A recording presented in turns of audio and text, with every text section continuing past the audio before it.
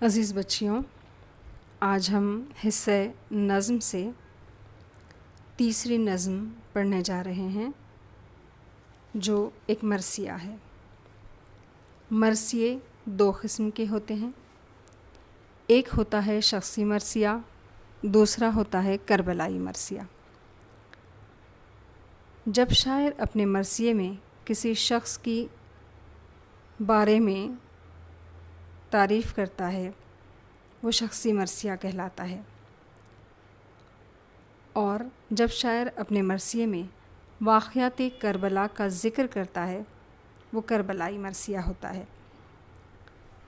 تو یہ کربلائی مرثیہ ہے جس کے شاعر ہیں وحید اختر۔ نظم کا نام ہے زمین کرب و بلا۔ کرب کے معنی درد کے ہوتے ہیں، یعنی درد کی سرزمین۔ آپ لوگ کتابیں نکالیے اور ساتھ میں الفاظ کے معنی بھی نوٹ کرتے جائیے۔ پیج نمبر 65 پر 3 باتیں ہیں۔ پہلی بات جان پہچان اور مرثیے کے اجزاء۔ تو ہم پہلے مرثیے کے اجزاء دیکھ لیتے ہیں۔ جب مرثیہ لکھا جاتا ہے تب ان 8 باتوں کو مد نظر رکھنا ضروری ہوتا ہے۔ پہلا ہے چہرہ۔ چہرہ مرثیے کی تمہید ہے۔ اس میں عموماً مناظر فطرت کو بیان کیا جاتا ہے۔ دوسرا ہے سراپا۔ اس جز میں کربلا کے کرداروں کا سراپا بیان کیا جاتا ہے۔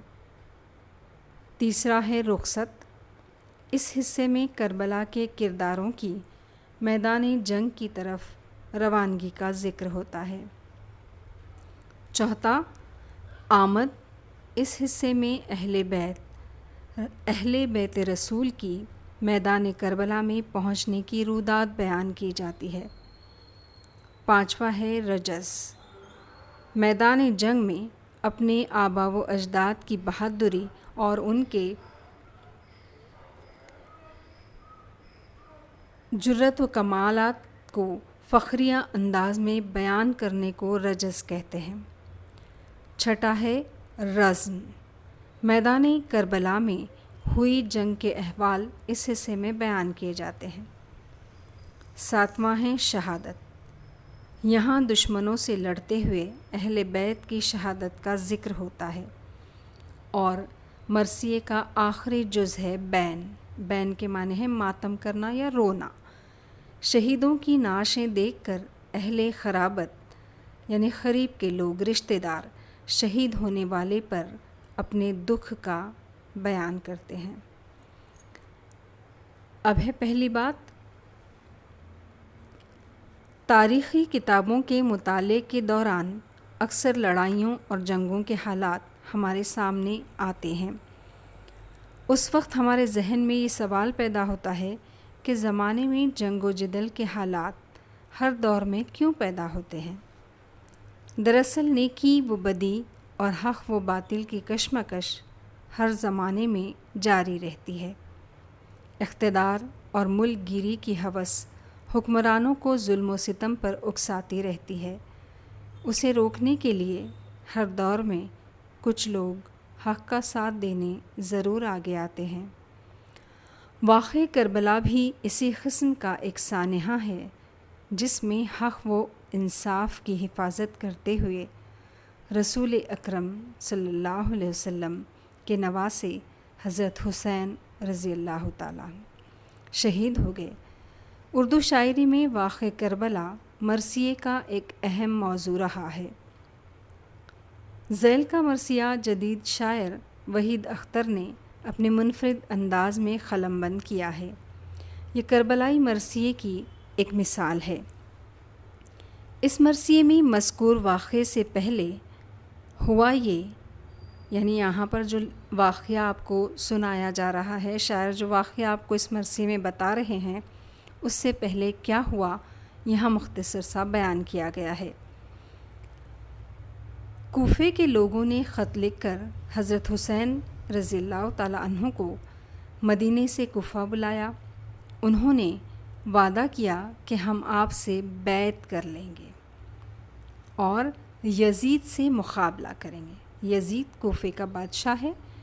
بیعت کے معنی ہیں اسلامی قانون کے مطابق کسی کو امیر ماننے کا عہد کرنا۔ حضرت حسین اس وعدے کے بھروسے پر کوفہ کی طرف روانہ ہوئے۔ ان کے ساتھ ان کے خاندان کے 72 افراد تھے، جن میں عورتیں، بچے، بوڑھے سبھی شامل تھے۔ جب یہ قافلہ عراق میں دریائے فرات کی ایک نہر کے پاس پہنچا تو یہیں سب کے قیام کے لیے خیمے لگا دیے گئے۔ یہ پس منظر ہے اس قصیدے کا۔ اب ہم جان پہچان دیکھ لیتے ہیں۔ وحید اختر 12 اگست 1934 کو اورنگ آباد میں پیدا ہوئے۔ ابتدائی تعلیم حاصل کرنے کے بعد وہ حیدرآباد چلے گئے، جہاں انہوں نے عثمانیہ یونیورسٹی سے ڈاکٹریٹ کی ڈگری حاصل کر لی۔ وہ علی گڑھ مسلم یونیورسٹی میں لیکچرر مقرر ہوئے۔ وحید اختر اردو کے جدید شعراء میں شمار کیے جاتے ہیں۔ انہوں نے صنف مرثیہ کو نئے رنگ و آہنگ اور بلندی سے ہمکنار کیا۔ اس سلسلے میں ان کے 8 مرثیوں کا مجموعہ کربلا تا کربلا قابل ذکر ہے، جس سے ذیل کا مرثیہ ماخوذ ہے، یعنی لیا گیا ہے۔ پتھروں کا مغنی، شب کا رزمیہ اور زنجیر کا نغمہ ان کے شعری مجموعے ہیں۔ خواجہ میر درد تصوف اور شاعری، فلسفہ اور ادبی تنقید ان کی نثری تصانیف ہیں۔ تصانیف تصنیف کی جمع۔ 1996 میں حیدرآباد میں ان کا انتقال ہوا ہے۔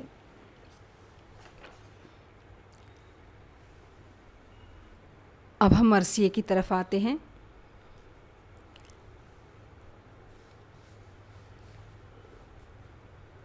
پوچھا یہ زمیں کیسی ہے، کیا نام ہے اس کا، لگتا ہے کچھ ایسا، یہ ازل سے ہے شناسا۔ افلاک سے تاروں سے گزر آئے سبک پا، یہ ذرے ہیں کیسے کہ قدم اٹھ نہیں سکتا۔ آواز کائی یہ زمین کرب و بلا ہے، انسان کی معراج یہی خاک شفا ہے۔ تو حضرت حسین اپنے 72 ساتھیوں کے ساتھ روانہ ہوتے ہیں مدینے سے کوفہ کی طرف۔ یہاں پہنچنے کے بعد جب وہ کوفہ پہنچ جاتے ہیں، جب حضرت حسین کا قافلہ کربلا پہنچتا ہے تو آپ نے پوچھا کہ یہ کون سا علاقہ ہے؟ پوچھا یہ زمین کیسی ہے، کیا نام ہے اس کا، یہ کون سا علاقہ ہے، اس کا کیا نام ہے؟ لگتا ہے کچھ ایسا، یہ ازل سے ہے شناسا۔ ازل کے معنی ہیں ابتدا، پہلے سے۔ تو وہ کہتے ہیں کہ اسے دیکھ کر لگتا ہے کہ یہ زمین میری شناسا ہے، میں اسے بہت پہلے سے جانتا ہوں۔ افلاک سے تاروں سے گزر آئے سبک پا۔ سبک پا کے معنی ہیں ہلکے قدم سے، یعنی ہم یہاں تک پہنچے، ہم نے طویل مسافت طے کی ہے یہاں پہنچنے کے لیے۔ یہ ذرے ہیں کیسے کہ قدم اٹھ نہیں سکتا۔ تو حضرت حسین کہتے ہیں کہ یہاں کی خاک، یہاں کے ذرے کیسے ہیں کہ یہاں رکنے کے بعد میرے قدم آگے بڑھنے کے لیے تیار نہیں ہیں۔ ایک آواز آئی یہ زمین کرب و بلا ہے، انسان کی معراج یہی خاک شفا ہے۔ معراج کے معنی ہے بلندی۔ تو ایک آواز آتی ہے، ایک جواب ملتا ہے کہ یہ زمین کرب و بلا ہے، اس کی خاک انسان کے لیے معراج ہے، سر بلندی ہے۔ یہ سنتے ہی شبیر کا رخ ہو گیا تاباں، فرمایا کہ لو مل ہی گئی منزل جانا۔ باندھا تھا اسی خاک سے خون میرے پیماں، ہمراہیوں سے بولے یہیں کھول دو ساماں۔ یہ نہر، یہ صحرا، یہ ترائی ہے ہماری، گر فضل خدا ہے تو خدائی ہے ہماری۔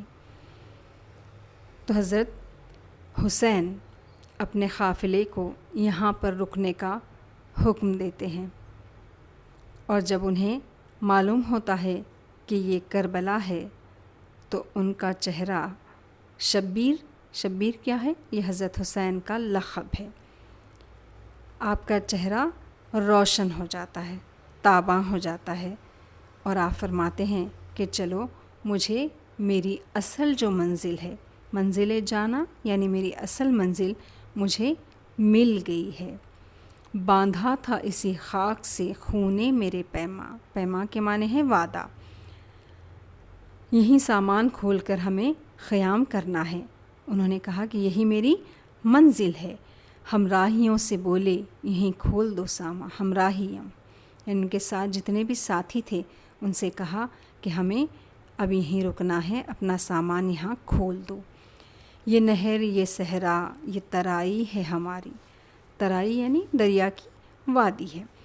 یہ نہر، یہ صحرا اور یہ وادی سب ہماری ہے۔ اگر خدا کا فضل رہا، اللہ نے کرم کیا، اللہ کی مہربانی رہی، تو یہ سب جو ہم یہاں دیکھ رہے ہیں وہ ہمارے قبضے میں ہوگا۔ اس خاک کو پہچان لیا دیدہ وروں نے، نوڑا دیے سر سجدے میں آشفتہ سروں نے۔ سمجھا صدف اس دشت کو روشن گہروں نے، اسباب سفر کھول دیا ہم سفروں نے۔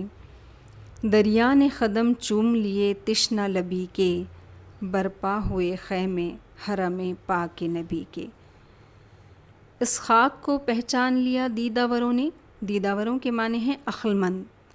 عقلمند حضرت حسین کے ساتھ ہی بہت دیدہ ور تھے، وہ بہت دور کی دیکھنے والے تھے، اگرچہ کہ وہ پریشان تھے، لیکن انہوں نے کیا کیا؟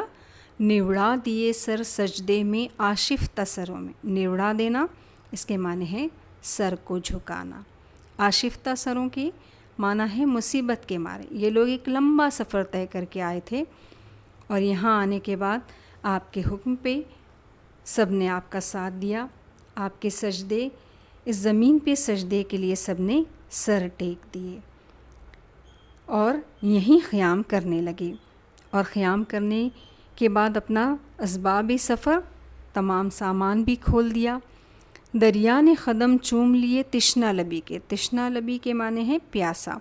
دریا نے آپ کا استقبال کیا، اور پھر کیا کیا کہ قافلے میں خاندان کی جو عورتیں تھیں، جو خواتین تھیں، ان کے خیمے بھی یہیں پر لگائے گئے تھے۔ برپا ہوئے خیمے حرم پاک نبی کے۔ حرم پاک نبی، نبی کے خاندان کی عورتوں کے لیے استعمال کیا جاتا ہے۔ دم بھی نہ لیا تھا کہ امڑنے لگے آدھا، بزدل کی طرح آنکھ بدلنے لگی دنیا۔ چھوٹا دل حاسد کی طرح ہو گیا صحرا، کم ظرف کے وعدے کی طرح پھر گیا دریا۔ گلشن سے نکالا گیا پھولوں کا سفینہ، پھر ریت پہ آ ٹھہرا شہیدوں کا سفینہ۔ تو یہاں پر اختتام آگے ہے۔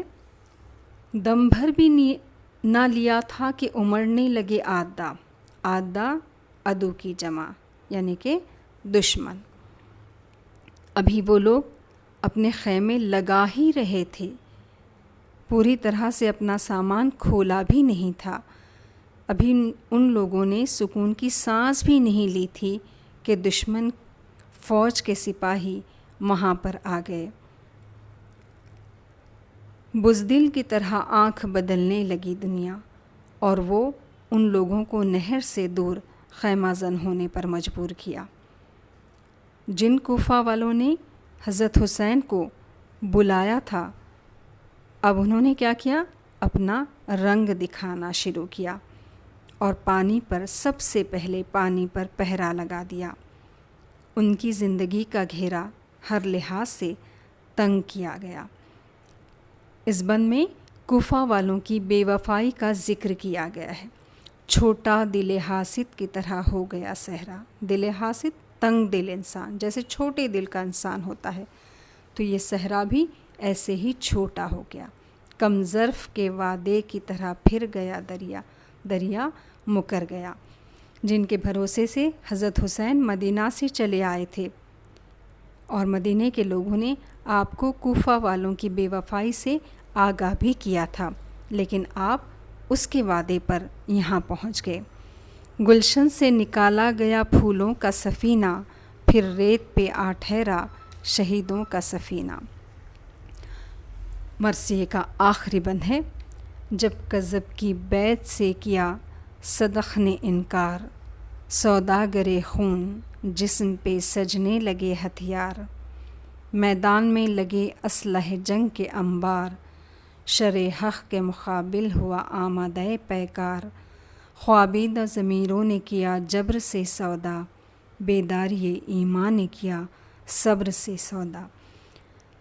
کذب کے معنی ہیں جھوٹ کے۔ حضرت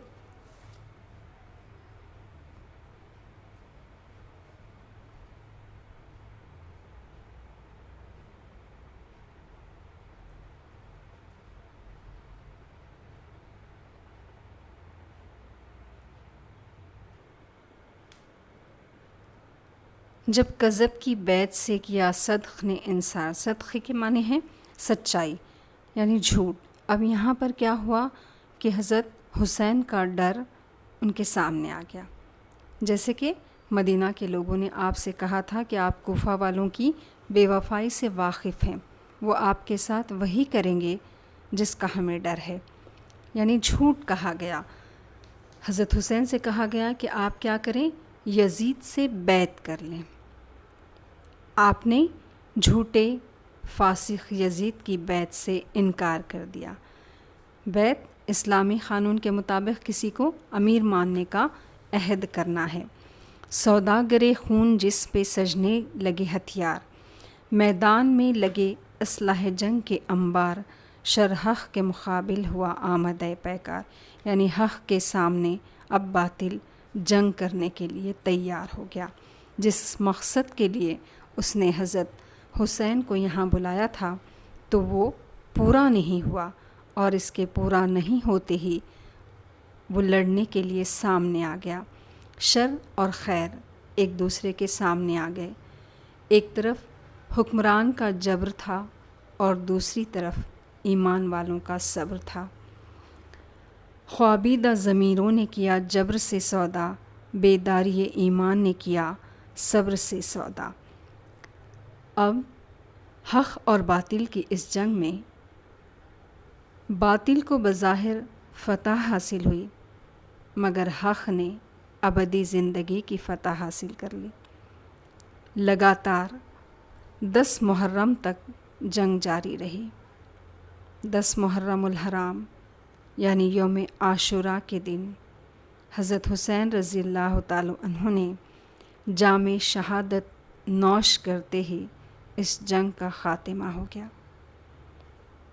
جنگ تو بظاہر ختم ہوئی، لیکن کس کی جیت ہوئی؟ حق کی جیت ہوئی۔ تو یہاں پر آپ کا یہ قصیدہ ختم ہوتا ہے۔ اس کے آگے ہم اس کے آگے ہم سوالات کے جوابات دیکھیں گے انشاءاللہ۔